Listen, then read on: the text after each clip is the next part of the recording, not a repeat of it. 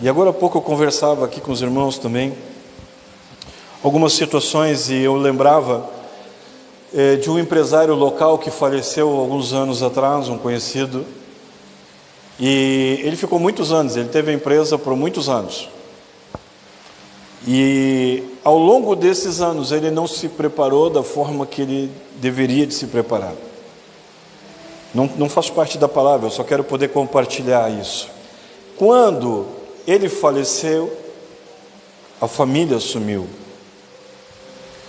Porém, o local da empresa, que também é onde ficava a casa deles, passado algum tempo depois do falecimento, né, a casa era alugada, aquele lugar era alugado, não era deles. Então muitos olhavam e pensavam: que próspero que é essa empresa, que próspera essa empresa, que próspera essa família. Só que ele não se preparou. O último dia do homem começa exatamente igual a qualquer outro. Ele não se preparou, e parecia uma empresa, quem sabe, que tinha uma saúde financeira muito boa, mas é também porque ele trabalhava de manhã, de tarde, de noite, se dependesse até de madrugada, né? Então, quem sabe, não tinha aquela saúde toda, trabalhava para comer a semana, talvez não trabalhasse para comer o dia, mas trabalhava para comer o mês, né? E aí o filho assume, começa a levar a empresa, e a gente conversando, e ele disse assim: eu tenho até vergonha, porque quando a empresa estava na mão do meu pai, ela era uma empresa próspera, e agora comigo ela está quase quebrando. Mas até onde que era realmente uma empresa próspera?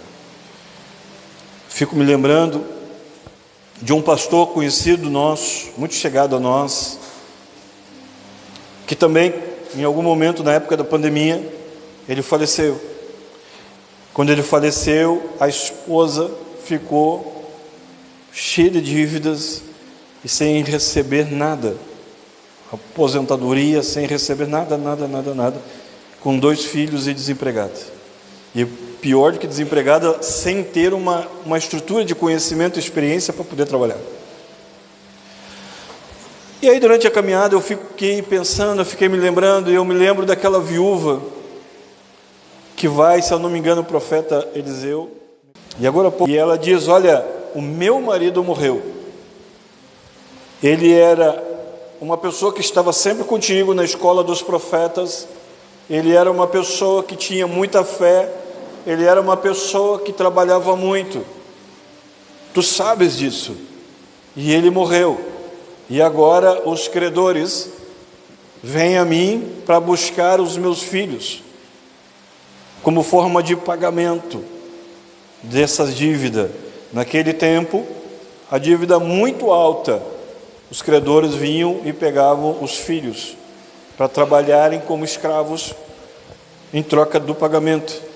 E a gente não está falando, como eu disse agora há pouco, a gente não está falando de uma dívida na padaria, uma dívida no açougue. A gente está falando aqui de dívidas muito grandes.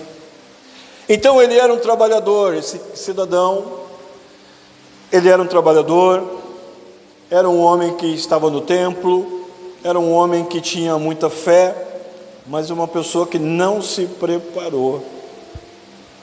E quando ele faleceu, a dívida apareceu, a situação apareceu.